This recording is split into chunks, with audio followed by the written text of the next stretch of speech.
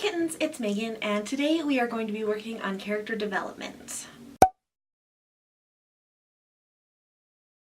If you've been participating in Preptober, then by now you probably have a vague idea of your main character and some of the things that you want them to do in your novel.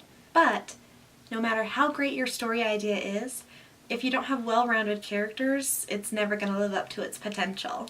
As I mentioned in my last video, I am using the snowflake method to help me plan my novel for November. And I've gotten through quite a few of the steps, but today I'm going to focus on step 3, which is all about character development and taking those cardboard cutout stand-ins that you've got and turning them into well-rounded characters that live and breathe. One of the things that I've learned from reading the snowflake method is how to breathe life into my characters. And to do that, you just need to define 3 things: their values, ambitions, and goals. Now, today I'm going to go ahead and reverse engineer that list, starting with a goal and going to a value with my main character, so you guys can see how that's going to inform everything that I do with my character going forward. By dissecting my main character's goal, we are going to find the ambition that drives her, which is ruled by her core value. And while the book does recommend for your main characters you find 3 values, you can do as many as you need for your characters. Just enough to learn enough about them to make sure that your characters stay true to their character. My NaNoWriMo novel centers around a young woman who decides to disguise herself as a man to get a job aboard a ship during a time when women were seen as bad luck at sea. Now, this isn't the full plot of my novel. This isn't even a summary of what's going to happen. But that's the first thing I knew about my character. To find out more about my character, I really had to dig in and find out why she had this goal. This is going to be the ambition that drives her. After playing a few rounds of "but why?" You know, the toddler game where the toddler always asks you "but why?" until you want to rip your hair out.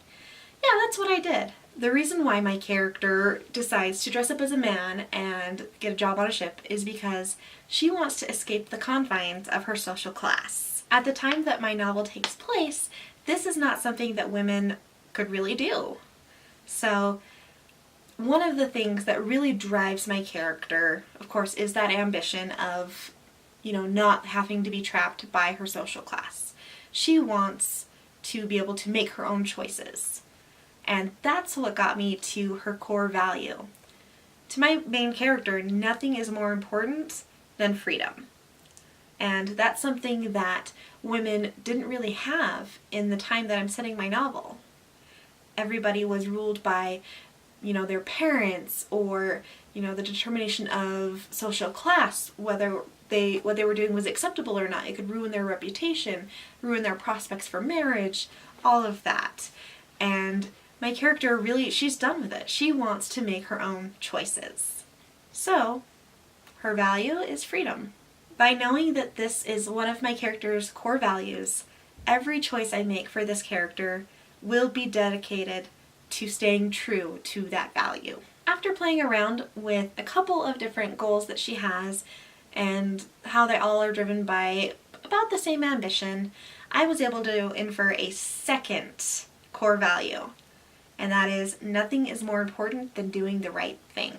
Now, these 2 core values are all well and good, but it's when they cross each other that the magic really starts to happen. What's going to happen when my character has to choose between doing the right thing and being free?